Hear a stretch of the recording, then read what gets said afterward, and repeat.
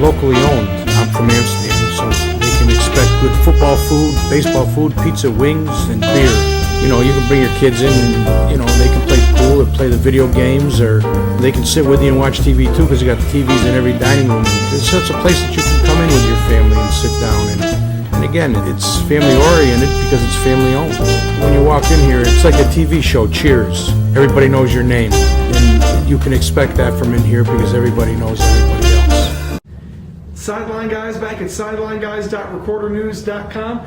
Adam Schindler alongside Michael Keller. We're brought to you as we are every week by our friends at Crystal Ristorante. They're located at 72 Lion Street in Amsterdam. And Michael, now we're through a week of the playoffs, and Amsterdam, the Amsterdam Rugged Rams, the Fonda Fultonville Braves, they just keep rolling along. Right, and both with opening weekend wins, blowout wins, did what they had to against the fourth seed from the other division, generally perceived in both classifications to be the weaker division. But I guess in this Amsterdam game, a 54-12 decision over Lansingburg, I guess what impressed you most about the win for the Rams? Oh, no doubt about it. It's the play of quarterback Vinny Savkovic. He's been consistent through most of the season. Hasn't been great, hasn't been terrible. Usually he's been he's been above average through most of the season, but Friday night was really spectacular. 10 of 18, 242 yards, 6 touchdowns, and these were big plays. He was really, even though he was 10 of 18, he was on point with just about every throw he made. Really a terrific performance to get them out of an early hole.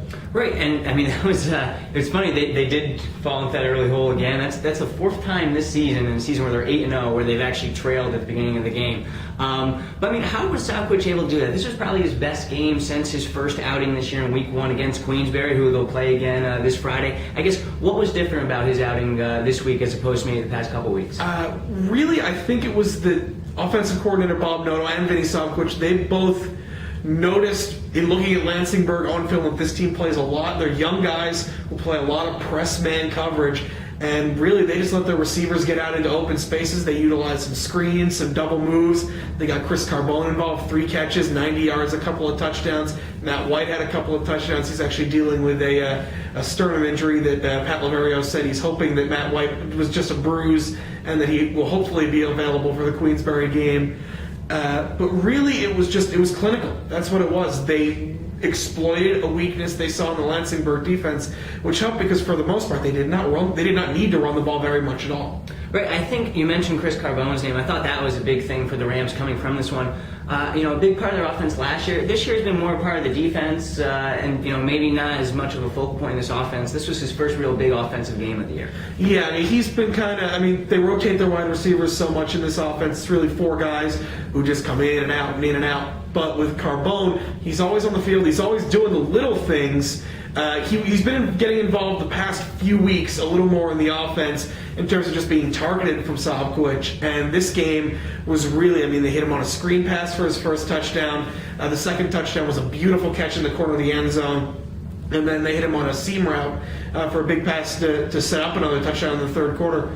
And that's what he's been doing. That's what he did last year. He was that go-to receiver, and they're going to need him to be that because he's really, when it comes to it, he's the most reliable receiver on this team, the most consistent one. And now, I was saying at the beginning that both these teams, both the Rams and Fonda, all they did this week was they did what they were supposed to do. They won by 30 against the worst playoff team from the other division. But I think what's most impressive, besides Savkovic's performance from this one, was how they limit Anthony Walker in the running game for Lansingburg. They held him to under 5 yards per carry. This is probably one of the best, 4 or 5 best running backs in the section. I guess, what were they able to do to limit him in this one?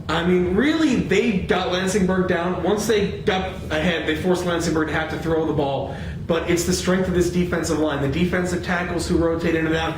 Chris Rodriguez had another fantastic game. Mike Shadis had another very good game. The middle linebackers, Nate Farley and Ethan Casellas, both had very good games. And really, you talk about limiting under 5 yards a carry. That's accepting the one outlier of a 43-yard touchdown run he had in the third quarter. Other than that, he rarely got anything more than about 4 or 5 yards, and most of the time was just hemmed down at the line of scrimmage. Right, I think going forward, that's what you need to see, because these next 2 weeks, they're going to play run-heavy teams, and seeing that running defense come to life in that game was a really positive sign for them going forward. Yeah, and now switching gear, a team that really going in, you figured they were going to be almost run exclusive at the beginning of the game. The Fonda Fultonville Braves had their hands full with Stillwater's passing attack. Right, I think Stillwater knew that that's what Fonda was going to think. And I mean, they kept. They did keep running first and second down. They just converted third down after third down on that opening drive. But that opening drive almost worked against Stillwater. They get that 6-minute drive. They score a touchdown. They're on top of the world. And then that quick striking found offense comes out. 68 seconds, scores a touchdown. And right from there, you knew that maybe Stillwater didn't have the horses to keep up with the Braves on the other side of the ball. Yeah, it was really as soon as you saw the way the Braves were those 4 plays right down the field. And really, as we've been saying all season, you can't really say enough about how dangerous a player Jarrett Ladd is. With how big a threat Wally Kowalski is in that Fonda offense and with how good Cody Shaw has become during this season, Jarrett Ladd is that guy. He is the explosive playmaker on that Fonda Fultonville offense. Right, well, just 4 catches this past week, but 3 touchdowns, over 100 yards. He now has 20 catches on the year, 10 for touchdowns. And so that's efficiency at its best. And then it was really kind of a formula victory for the Braves as it has been when they've gotten their big wins this season. Maybe the defense is a little uneven early. They find their rhythm later. The offense starts quickly, big plays in the passing game, and then just Wally Kowalski grinds you down at the end of the game. Right, but I think there is a negative for the Braves from this one. It's that to get that defense, in order for them, it took Nick Dunn, Stillwater's quarterback, suffering a concussion for them to seem to come to life. Stillwater was still moving the ball for most of that first half until that injury kind of derailed them. I think, going forward, you're not going to see a team that really passes like this Stillwater team did until, maybe the Super Bowl with Hoosick Falls. But going against Chatham this week, they're going to need to figure out a way to shore that up. Oh, yeah. The good sign for the Braves heading into that Chatham game was the way they played the run. I mean, other than Lane Kane broke off a 47-yard touchdown run late in that game, but other than that, Kane, who was coming in as a 1,000-yard back, really did very little throughout most of the afternoon. Right. I mean, much like Amsterdam with Walker, and Kane was coming off a game where he had over 300 yards the week before.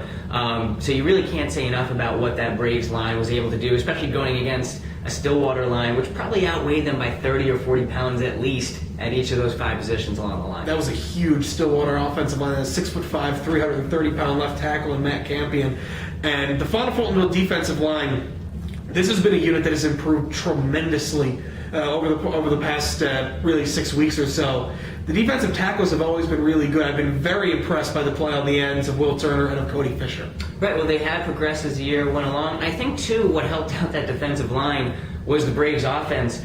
They were able to keep marching down the field on offense, and I think they really tired out those line players for Stillwater. I think you saw that a little bit in the second half as maybe Stillwater started to struggle to keep up. So, just want to mention also, both of our other local teams in crossover action were also winners this week.